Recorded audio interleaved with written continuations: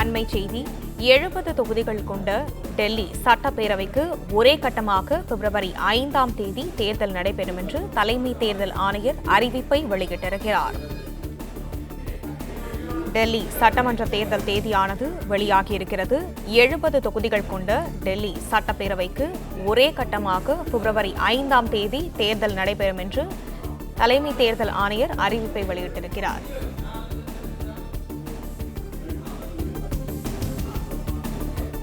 ஈரோடு கிழக்கு தொகுதி சட்டமன்ற இடைத்தேர்தல் பிப்ரவரி 5ஆம் தேதி நடைபெறும் என்றும் தலைமை தேர்தல் ஆணையர் அறிவிப்பை வெளியிட்டிருக்கிறார். டெல்லி சட்டமன்ற தேர்தல் தேதியும் ஈரோடு கிழக்கு தொகுதி இடைத்தேர்தல் தேதியும் வெளியாகியுள்ளது. 70 தொகுதிகள் கொண்ட டெல்லி சட்டப்பேரவைக்கு ஒரே கட்டமாக பிப்ரவரி 5ஆம் தேதி தேர்தல் நடைபெறும் என்று தலைமை தேர்தல் ஆணையர் அறிவிப்பை வெளியிட்டிருக்கிறார். ஈரோடு கிழக்கு தொகுதி சட்டமன்ற இடைத்தேர்தலில் பிப்ரவரி 5ஆம் தேதி நடைபெறும் என்றும் தலைமை தேர்தல் ஆணையர் அறிவிப்பை வெளியிட்டிருக்கிறார்.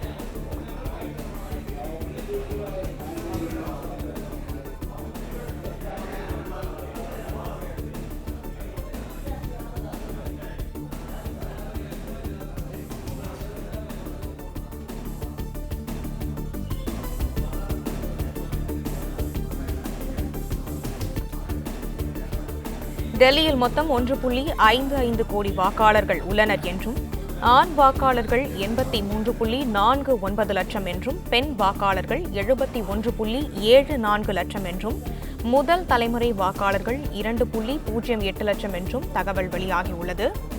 இதில் ஈரோடு கிழக்கு தொகுதி சட்டமன்ற தேர்தல் பிப்ரவரி 5ஆம் தேதி நடைபெறும் என்று தலைமை தேர்தல் ஆணையர் அறிவிப்பை வெளியிட்டிருக்கிறார். 70 தொகுதிகள் கொண்ட டெல்லி சட்டப்பேரவைக்கு ஒரே கட்டமாக பிப்ரவரி 5ஆம் தேதி தேர்தல் நடைபெறும் என்றும் அறிவிப்பு வெளியாகியுள்ளது. அண்மை செய்தியை பார்த்து வருகிறோம்.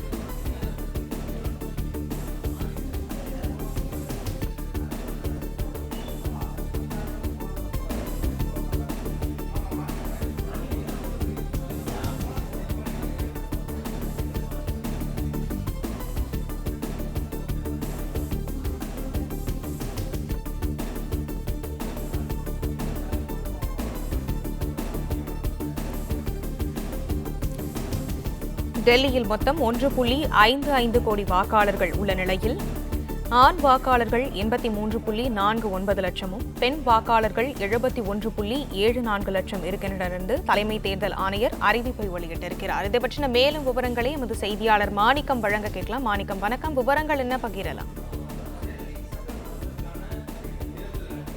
தற்பொழுது இந்திய தேர்தல் ஆணையத்துடைய தலைமை தேர்தல் அதிகாரி ராஜீவ்குமார் தற்பொழுது அறிவித்திருக்கிறார். அதனுடன் சேர்ந்து மற்ற மாநிலங்களில் காலியாக இருக்கக்கூடிய சட்டமன்ற தொகுதிகளுக்கும் இடைத்தேர்தலையும் அவர் அறிவித்திருக்கிறார்.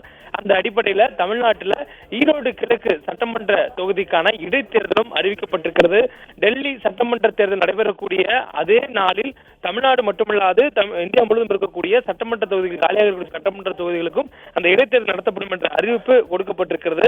குறிப்பாக உத்தரப்பிரதேசத்தில் இருக்கக்கூடிய மிகிப்பூர் என்ற தொகுதியும் தமிழ்நாட்டில் இருக்கக்கூடிய ஈரோடு கிழக்கு தொகுதியும் மட்டுமே தற்பொழுது காலியாக உள்ளதாக அறிவிக்கப்பட்டுள்ளதால் இந்த இரண்டு சட்டமன்ற தொகுதிக்கும் இடைத்தேர்தலும் டெல்லி சட்டமன்றத்திற்கு பொது தேர்தலும் தற்பொழுது நடைபெறும் என்ற அறிவிப்பு கொடுக்கப்பட்டிருக்கிறது. அதில் வரக்கூடிய பிப்ரவரி 5ஆம் தேதி வாக்குப்பதிவு நடைபெறும் எனவும் பிப்ரவரி 8ஆம் தேதி வாக்கு எண்ணிக்கை நடைபெறும் எனவும் தற்பொழுது தலைமை தேர்தல் அதிகாரி ராஜீவ்குமார் இந்த ஆணையர் இந்த அறிவிப்பு வெளியிட்டிருக்கிறார்.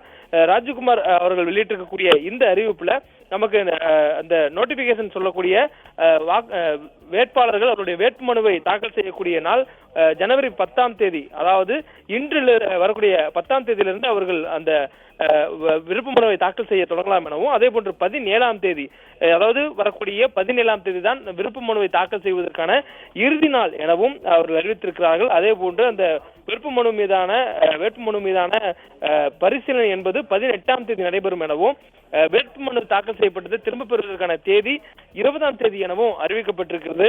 அதனைத் தொடர்ந்து பிப்ரவரி 5ஆம் தேதி வாக்குப்பதிவு நடைபெறும் என்ற அறிவிப்பு கொடுக்கப்பட்டிருக்கிறது.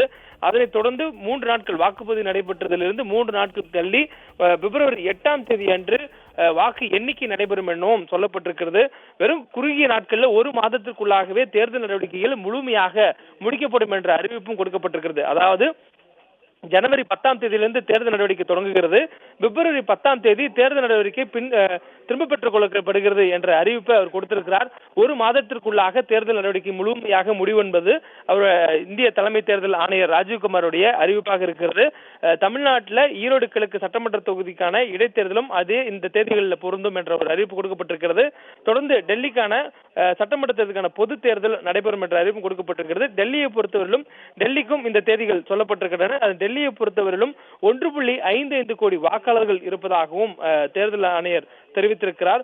1.55 கோடி வாக்காளர்கள்ல 83,49,000 ஆண் வாக்காளர்களும் 71,74,000 பெண் வாக்காளர்களும் அடங்குவார்கள் என்று சொல்லப்பட்டிருக்கிறது. அதில் முதல் வாக்காளர்களாக, அதாவது முதல் முறை வாக்காளர்களாக 2,08,000 வாக்காளர்கள் முதல் முறை வாக்காளர்களாக இருக்கிறார்கள் எனவும் 25,89,000 வாக்காளர்கள் இளம் வாக்காளர்களாக டெல்லியில் இருக்கிறார்கள் என்ற தகவலும் தலைமை தேர்தல் ஆணையர் ராஜீவ்குமார் தெரிவித்திருக்கிறார்.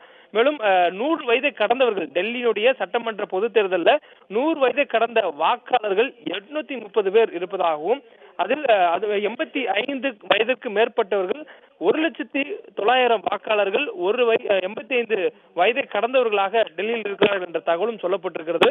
தொடர்ந்து இந்த வாக்கு செலுத்துவதற்காக தேர்தல் ஆணையத்தின் சார்பாக அந்த தேர்தல் நடைபெறக்கூடிய சட்டமன்ற இடைத்தேர்தல் நடைபெறக்கூடிய பகுதிகளுக்கும் டெல்லிக்கும் சிறப்பான ஏற்பாடுகள் கடந்த ஆண்டுகளில் கூடுதலாக ஏற்படுத்தப்பட்டிருப்பதாக தலைமை தேர்தல் ஆணையர் ராஜீவ்குமார் தெரிவித்திருக்கிறார். மேலும் இந்த தேர்தல் அறிவிப்பு கொடுப்பதற்கு முன்பாக அவர் பல்வேறு கருத்துக்களை பகிர்ந்திருந்தார். அந்த கருத்துக்களில் தேர்தல் சுதந்திரமாகவும் நியாயமாகவும் நடைபெறுவதை உறுதி செய்ய வேண்டும் என்ற தாரக மந்திரத்துடன் தான் தேர்தல் ஆணையம் ஒவ்வொரு தேர்தலையும் நடத்துவதாக அவர் குறிப்பிட்டிருந்தார்.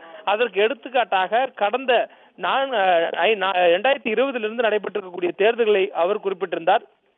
நாடு முழுவதும் இருக்கக்கூடிய மாநிலங்களிலும் அதே போன்று யூனியன் டெரிட்டரி சொல்லக்கூடிய பகுதிகளில் நடைபெற்றிருக்கக்கூடிய இந்த தேர்தலுடைய முடிவுகளை அவர் மேற்கோள் காட்டி அந்த வாதங்களை வைத்திருந்தார். குறிப்பாக மகாராஷ்டிரா தேர்தலுக்கு பிறகாக தேர்தல் ஆணையத்தினுடைய நடவடிக்கைகள் மீது பல்வேறு கேள்விகளும் ஐயங்களும் சமூக வலைதளங்கள் மூலமாக எழுப்பப்பட்டிருந்தது.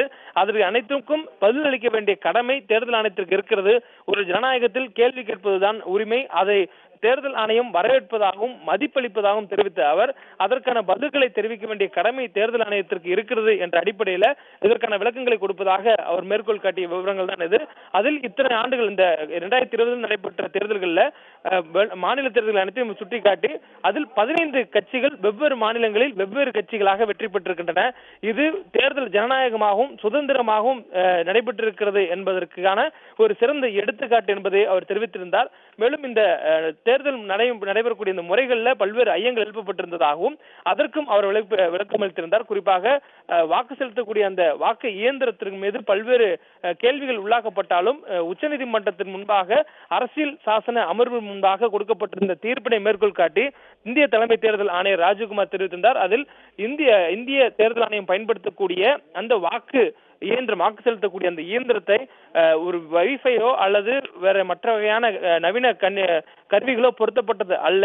அதை எந்த வகையிலும் டேம்பர் செய்ய முடியாதது, அதாவது அதனை மேனிபுலேட் பண்ண முடியாது, அதனை யாராலையும் சீர்குலைக்க முடியாது, அதனை மாற்றியமைக்க முடியாது. ஒரு முறை அது பதிவாகக்கூடிய வாக்குகள் அப்படியே இருக்கும் என்பதுதான் அது நிரூபிக்கப்பட்ட அறிவியல் என்பதையும் அவர் மேற்கோள் காட்டியிருந்தார். தொடர்ந்து அதில் இருக்கக்கூடிய சில தகவல் மாற்றங்கள் இருக்கின்றன. அதாவது 5 மணிக்கு பிறகாக அதில் வாக்கு எண்ணிக்கை கூடுவதாகவும் அல்லது பதிவாயிருக்கக்கூடிய வாக்குக்கும் வாக்கு இயந்திரத்தில் இருக்கக்கூடிய வாக்குக்குமான வேறுபாடுகள் அதிகரித்து வருவதாகவும் அந்த குற்றச்சாட்டுகள் எழுந்திருக்கின்றன. அதற்கு பதிலளிக்கக்கூடிய கடமை இருப்பதாக அவர் தெரிவித்திருந்தார். அதை பொறுத்தவரையிலும் முன்பாக மாக்போல் சொல்லக்கூடிய மாதிரி வாக்குப்பதிவு ஒவ்வொரு தேர்தல் நடக்கக்கூடிய அந்த வாக்குச்சாவடிகளும் செய்யப்படும். அப்பொழுது அங்கு பதிவான மாதிரி வாக்குகள் அளிக்கப்படும் பொழுது அவை முறையாக அளிக்கப்படாவிட்டால் மட்டுமே அந்த மாதிரியான ஒரு வேறுபாடு இருக்குமே தவிர மற்றபடி தேர்தல் ஆணையம் பயன்படுத்தக்கூடிய அந்த வாக்கு இயந்திரத்துல எந்த வகையான கோளாறுகளையும் யாராலையும் வெளியில் இருக்கக்கூடிய நபர்களால் ஏற்படுத்த முடியாது, அதனை டேம்பர் செய்ய முடியாது, மேனிபுலேட் பண்ண முடியாது என்பது நிரூபிக்கப்பட்ட அறிவியல் உண்மை என்பதையும் அவர் தெரிவித்திருக்கிறார். மேலும் இந்த மகாராஷ்டிரா தேர்தலுக்கு பிறகாக பழைய நடைமுறையில வாக்குச்சீட்டு முறையில தான் தேர்தல் நடத்தப்பட வேண்டும் என்பது பல்வேறு தரப்பினர் கோரிக்கையாக இருக்கிறது. ஆனால் அது ஒரு முன்னேற்றத்திற்கான தடையாக இருக்கும் எனவும் தேர்தல் நடைமுறைகளை பின்னுக்கு தள்ளக்கூடிய ஒரு அறிவுரை அதனை தேர்தல் ஆணையம் ஏற்காது என்பதையும் அவர் தெளிவுபடுத்தியிருந்தார். இந்த சூழலில் தற்பொழுது இன்றைய தினம் தேர்தல் ஆணையத்தினுடைய தலைமை ஆணையர் ராஜீவ்குமார் இந்த தேர்தலுக்கான தேதிகள் அறிவித்திருக்கிறார். அதில் டெல்லி மாநிலத்திற்கான சட்டமன்ற பொது தேர்தலுக்கான தேதிகள் அறிவிக்கப்பட்டிருக்கிறது. அதோடு சேர்த்து நாடு முழுவதும் இருக்கக்கூடிய சட்டமன்ற இடைத்தேர்தல் நடைபெறக்கூடிய தொகுதிகளாக 2 தொகுதிகள் அறிவிக்கப்பட்டிருக்கின்றன. அதில் தமிழ்நாட்டில் ஈரோடு கிழக்கு சட்டமன்ற தொகுதிக்கான தேர்தலும் இந்த டெல்லி சட்டமன்ற பொது தேர்தலுடன் சேர்த்து நடத்தப்படும் என்ற அறிவிப்பை தலைமை தேர்தல் ஆணையர் ராஜீவ்குமார் தெரிவித்திருக்கிறார். டெல்லி சட்டமன்ற தேர்தல் நடைபெறக்கூடிய அந்த தேதிகள் தமிழ்நாட்டில் ஈரோடு கிழக்கு சட்டமன்ற தேர்தலுக்கும் பொருந்தும் என சொல்லப்பட்டிருக்கிறது.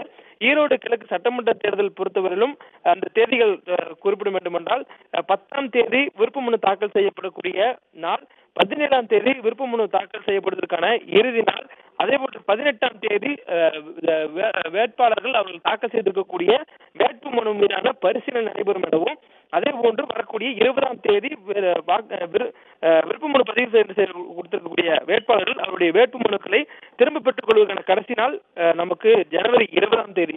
அதன் பின்னர் பிரச்சாரங்கள் நடைபெறும். தேர்தலுக்கு 48 மணி நேரத்துக்கு முன்பாகவே அதனுடைய அந்த பிரச்சாரம் ஓய்வு வேண்டும் என்பது தேர்தல் விதி. அதன் அடிப்படையில் பிப்ரவரி 5ஆம் தேதி வாக்குப்பதிவு நாள். வெறும் குறுகிய நாட்களுக்குள்ளாகவே இந்த தேர்தலுக்கான அறிவிப்பானது கொடுக்கப்பட்டிருக்கிறது. அதாவது பிப்ரவரி 5ஆம் தேதி நமக்கு தேர்தல் வாக்கு செலுத்தக்கூடிய நாளாக, அதாவது ஈரோடு கிழக்குக்கும் டெல்லிக்கும் அந்த வாக்குப்பதிவு நாளாக சொல்லப்பட்டிருக்கிறது. உத்தரப்பிரதேசனுடைய மிக்கிப்பூர் தொகுதிக்கும் அதே நாட்களில் ஒரு சட்டமன்ற இடைத்தேர்தலானது நடைபெறும் என்ற அறிவிப்பும் கொடுக்கப்பட்டிருக்கு. அதே போன்று 5ஆம் தேதி நடைபெறக்கூடிய அந்த வாக்குப்பதிவினுடைய வாக்குகளை 3 நாட்கள் கழித்து 8ஆம் தேதி பிப்ரவரி 8ஆம் தேதி வாக்கு எண்ணிக்கை நடைபெறும் என்ற ஒரு அறிவிப்பும் கொடுக்கப்பட்டிருக்கிறது. இந்த தேர்தல் நடைமுறைகள் தொடர்பாக விரிவான ஆலோசனை மேற்கொள்ளப்பட்டிருப்பதாகவும், சட்டமன்ற இடைத்தேர்தல் நடைபெறக்கூடிய உத்தரப்பிரதேசம் மற்றும் தமிழ்நாடு ஆகிய மாநிலங்கள் இருக்கக்கூடிய தேர்தல் நடத்தும் அதிகாரிகளுக்கும் அதே போன்று டெல்லி சட்டமன்ற தேர்தல் நடத்தக்கூடியதற்குமான முன்னேற்பாடுகள் செய்யப்பட்டிருப்பதாகவும் அவர் தெரிவித்திருக்கிறார். அதற்கான ஆயத்த பணிகளை முன்கூட்டியே செய்ததற்கு பிறகாகத்தான் தற்போது இந்த தேர்தல் பணிகளுக்குள்ளே ஈடுபட்டிருப்பதாகவும் தலைமை தேர்தல் ஆணையர் ராஜீவ்குமார் தெரிவித்திருக்கிறார். நாடு முழுவதும் பெரிதும் எதிர்பார்க்கப்பட்ட டெல்லியினுடைய தேர்தல் தேதிகள் தற்பொழுது வெளியாகி இருக்கிறது. அதனுடன் சேர்த்து தமிழ்நாட்டில் இருக்கக்கூடிய ஈரோடு கிழக்கு சட்டமன்ற தொகுதிக்குமான இடைத்தேர்தல் தேதியும் அறிவிப்பாயிருக்கிறது. டெல்லி தேர்தலுடன் இந்த தேர்தலும் சேர்ந்து நடத்தப்படும். அதாவது டெல்லி சட்டமன்ற தேர்தலுடன் தமிழ்நாட்டின் ஈரோடு கிழக்கு சட்டமன்ற இடைத்தேர்தலும் சேர்ந்து நடத்தப்படும் என்ற அறிவிப்பு கொடுக்கப்பட்டிருக்கிறது.